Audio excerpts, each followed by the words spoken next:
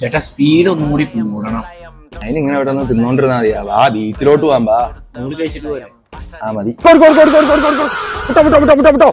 അടുത്തത് നേരെ ഇവിടെ വരണം. ഇവിടെ തിരിച്ചങ്ങോട്ട് പോകണം. തിരിച്ചു പോകണം. ഇങ്ങനെ വേണം സ്പീഡ് ട്രെയിനിങ് ചെയ്യാൻ. എന്തൊരു സന്തോഷം ഒരുത്തം മറിഞ്ഞൂത്തി കിടക്കണ കാണുമ്പോ.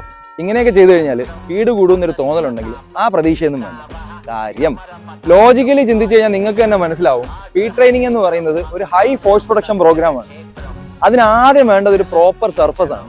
അപ്പൊ സാൻഡിൽ എന്താണ് സംഭവിക്കുന്നത്? നിങ്ങൾ ഫാസ്റ്റ് ആയിട്ട് പുഷ് ചെയ്തുകൊണ്ടേയിരിക്കും, സാൻഡ് നിങ്ങളെ സ്ലോ ഡൗൺ ചെയ്തുകൊണ്ടിരിക്കും. ഇതിലേക്ക് ഇറങ്ങി സ്പീഡ് കൂട്ടാന്ന് വിചാരിച്ചാൽ അത് വെറും തോന്നൽ മാത്രമാണ്. സ്പീഡ് കൂട്ടണോ, നേരെ ഗ്രൗണ്ടിലേക്ക് വിട്ടോ. പിന്നെ സ്പീഡിന്റെ കാര്യത്തിലേക്ക് വരുമ്പോൾ ഹാർഡ് വർക്കിനേക്കാളും കൂടുതൽ വർക്കാവാൻ പോകുന്നത് സ്മാർട്ട് വർക്ക് ആയിരിക്കും. അപ്പോൾ തിരഞ്ഞെടുക്കുമ്പോൾ ചിന്തിച്ച് തിരഞ്ഞെടുക്കുക. അപ്പൊ നിങ്ങൾ വിചാരിക്കും ഞങ്ങൾ ബീച്ച് ട്രെയിനിങ് ചെയ്യാറില്ലെന്ന്. ഉറപ്പായിട്ടും ചെയ്യാറുണ്ട്. അതെന്തിനാണ് ചെയ്യുന്നതെന്ന് അടുത്തേക്ക് കാണാം.